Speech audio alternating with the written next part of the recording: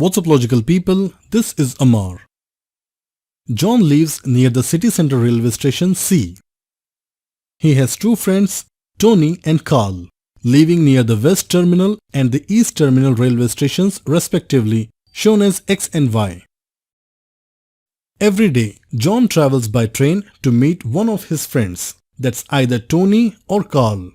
He reaches station C at a random time every day and takes the first available train. From station C, trains going towards station X are scheduled every 10 minutes.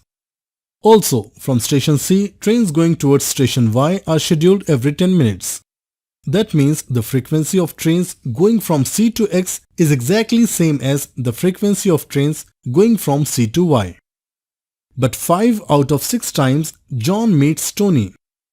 Can you explain why does the meeting probability favors Tony? Pause the video, think logically and think mathematically.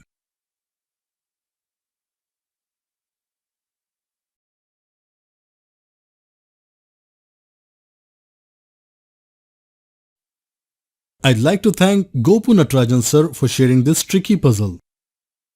Let's think logically. The reason must be related to the time difference between any two consecutive trains going towards two different stations.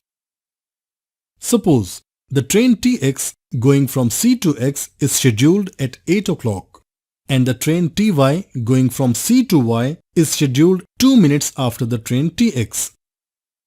The next train to station X would be at 8:10, as we know that there's a train every 10 minutes towards each station.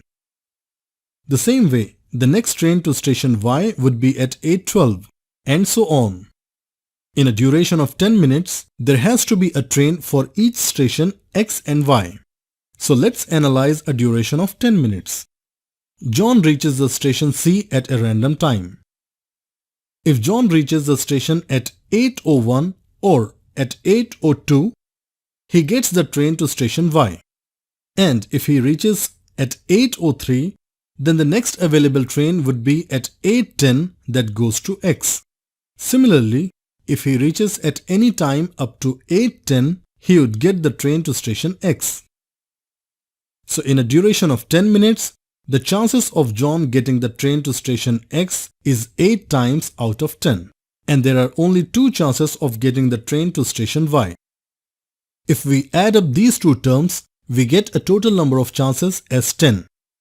This value 10 also represents the duration of 10 minutes which we are analyzing.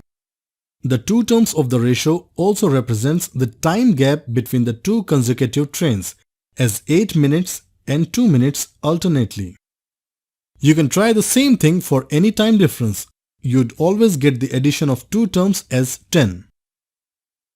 But in our problem, we are given the chances of catching the trains to X and Y as 5:1.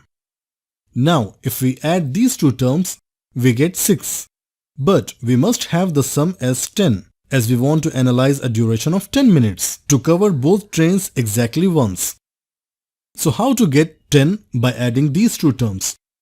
Now we should think mathematically. I would go back to the example of 8:2.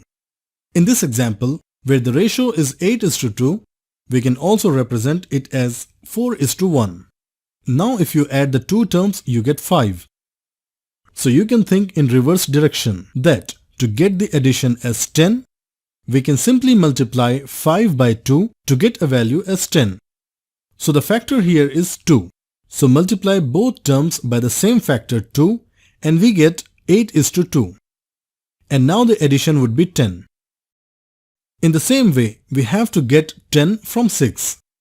So the multiplication factor here would be 10 by 6. That's equal to 1.666.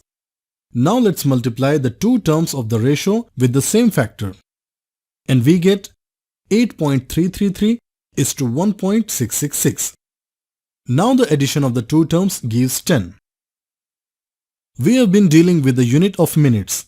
These values also represent the gaps between the trains as 8.333 minutes and 1.666 minutes.